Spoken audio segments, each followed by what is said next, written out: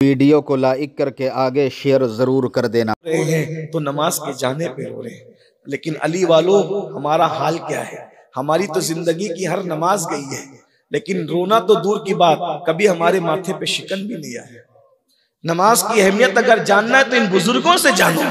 मौलाए कायनात को आंख में आंसू, 3-3 महीने तक अगर घर में चूल्हा नहीं जल रहा है उस पर भी आंसू नहीं है, पेट में पत्थर भी बन रहे उस पे भी आंसू नहीं है, शहादतें हो रही है उस पे भी आंसू नहीं है। आंसू किस पर है?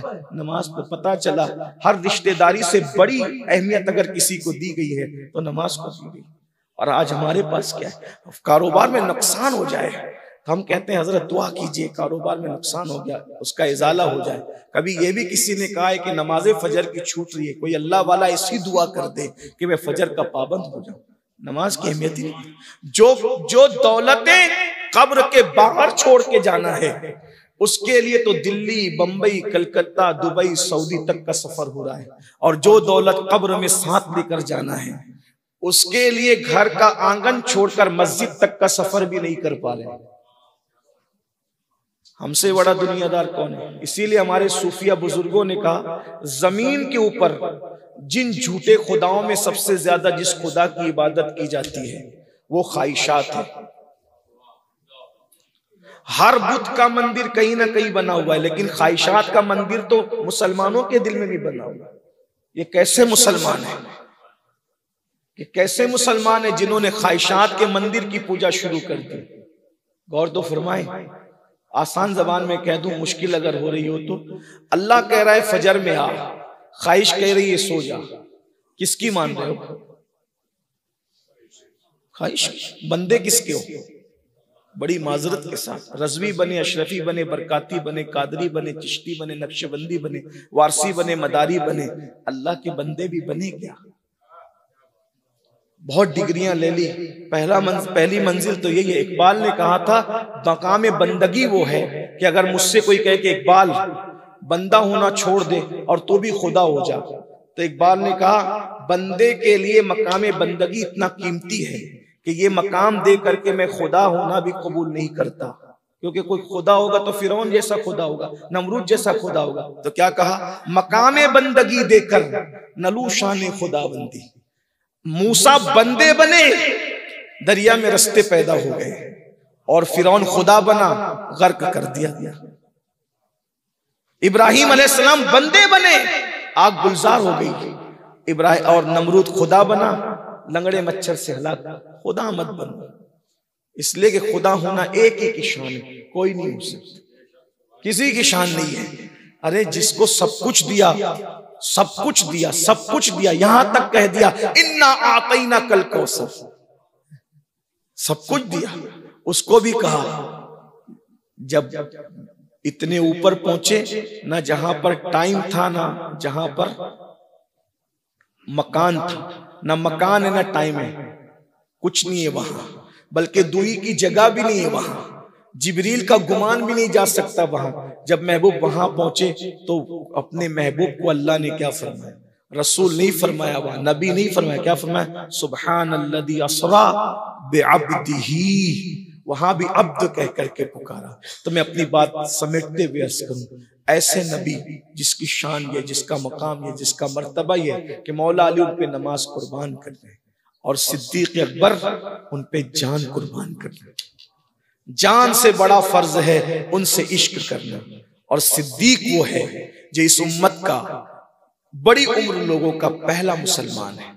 हुजूर मुहद्दिस आज़म के चौचवी रहमतुल्लाह अलैह हमारे मुर्शिद फरमाया करते थे, मर्तबा हजरत सिद्दीक का ये है सैयद, हर फजीलत के वो जामे हैं नबूवत के सिवा। नबी के मुसल्ले पर खड़े होने वाला नबी के बाद पहला इमाम, सहाबा का इमाम, आशिकों का इमाम, इश्क मोहब्बत का इमाम सैयदना सिद्दीक अकबर गारे सौर के अंदर अपनी जान उन पे कुर्बान कर रहे हैं।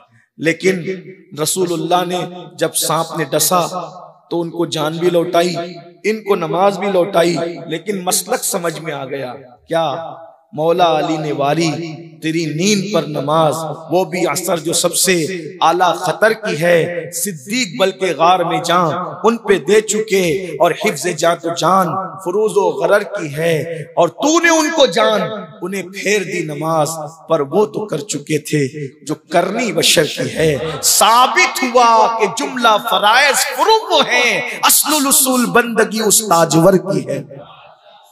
हुजूर से इश्क करें, आका से मोहब्बत करें, सबसे ज्यादा अपनी जान से ज्यादा, अपनी माँ से ज्यादा, अपने बाप से ज्यादा। एक आखिरी रिवायत का खुलासा अपने अल्फाज के जामे के मफहूम के अंदर पेश कर दूं। नबी से जब इश्क हो जाता है तो पाप समझते हैं ना, गुनाह।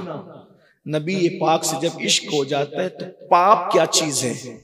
आदमी अपना बाप भी बहुत आसानी से छोड़ देता है। बस इसी पर मैं अपनी बात मुकम्मल कर, अगर हमसे गुनाह नहीं छूटते, कहीं ना कहीं इश्क में नाकिस हैं। अगर हमसे इबादत नहीं होती, हम कमजोर हैं। लेकिन जब इश्क सच्चा हो जाए तो पाप क्या चीज है? आदमी बाप छोड़ देता है। उसका खुलासा अपने अल्फाज के जामे में पेश करूं। एक बहुत मालदार खातून थी, मक्के में रहती थी, दुनिया उसको मलका तुज्जार कहती थी। वो उस नंगे धड़ंगे माहौल में भी तैयबा और ताहिरा के लक़ब से जानी जाती थी। पूरे मक्के में उससे बड़ा कोई मालदार नहीं था। अपने भतीजे से कहा, जरा कुछ गुलाम खरीद करके ला। वो भतीजा गया और जाकर गुलाम खरीदने गया तो देखा कि एक बच्चा बिक रहा है। वो बच्चा ननियाल जा रहा था, डाकुओं ने उसको उठा लिया, उसके माँ बाप को मार पीट करके बच्चा छीन लिया। और उसकी खुशनसीबी ये थी कि बच्चे को मक्के के बाजार में बेचा जा रहा था। वो नन्ना सा बच्चा उस मलिका के भतीजे ने खरीद लिया, जाकर के फुप्पी को दे दिया। फुप्पी, अम्मा ये बड़ा खूबसूरत बच्चा था, इसलिए मैंने खरीद लिया। उस मलका तुज्जार ने पूछा, इसका नाम क्या है? इसका नाम जैद है। अच्छा। चंद सालों के बाद उस मलिका की शादी हो गई बादशाह हुस्न से। तो उसने, उस मलिका ने बादशाह हुस्न के सामने अपनी पूरी दौलत रख दी और सारे गुलाम और कनीजें खड़ी कर दी और कहा कि मैं भी आपकी कनीज, ये सब आपका। वो मलका हुस्न को दुनिया सैयदा तैयबा ताहिरा खदीजतुल कुबरा कहती है, और उस बादशाह हुस्न को दुनिया मोहम्मदुर रसूलुल्लाह कहती है। सब कुछ पेश कर दिया। वो जैद नाम का बच्चा जो अब जवानी की तरफ बढ़ रहा था, वो हुजूर के इतना करीब हो, अभी ऐलान नबुवत नहीं हुआ। जैद जैद जैद जैद जैद जैद। एक दिन जैद हुजूर के पीछे पीछे जा रहे थे मिना में। जैद के गांव के लोग हज के लिए आए थे। घर गए, ओ हारसा जिसके लिए आंखें रो रो के सुजाता है, रातों को सोता नहीं है, तेरा बेटा हमने, एक हाशमी मुत्तलबी जवान है जिसको दुनिया मोहम्मद कहती है, उसके घर रहता है। और वो हाशमी और मुत्तलबी लोग हैं, वो लोग बड़े बामुरव्वत लोग हैं, जा और अपना बच्चा लेकर आ। जैद अपने भाई को साथ लेते हैं, मक्का आते हैं और हुजूर से मुलाकात करते हैं। हारसा कहते हैं, पहली बार मैंने मोहम्मद को देखा, देखता ही रह गया कि इतना खूबसूरत भी दुनिया में कोई हो सकता है। आका इतने खूबसूरत थे, अल्लाह अकबर। वक्त होता तो ये बात छिड़ती, लेकिन टाइम खत्म है, इसलिए इसको मैं यहीं रोक करके बस इतना कहूंगा। सहाबा कहते थे कि अगर कुरान बफर्ज मुहाल नाजिल ना भी होता तो हुजूर को इतना खूबसूरत बना के भेजा था अल्लाह।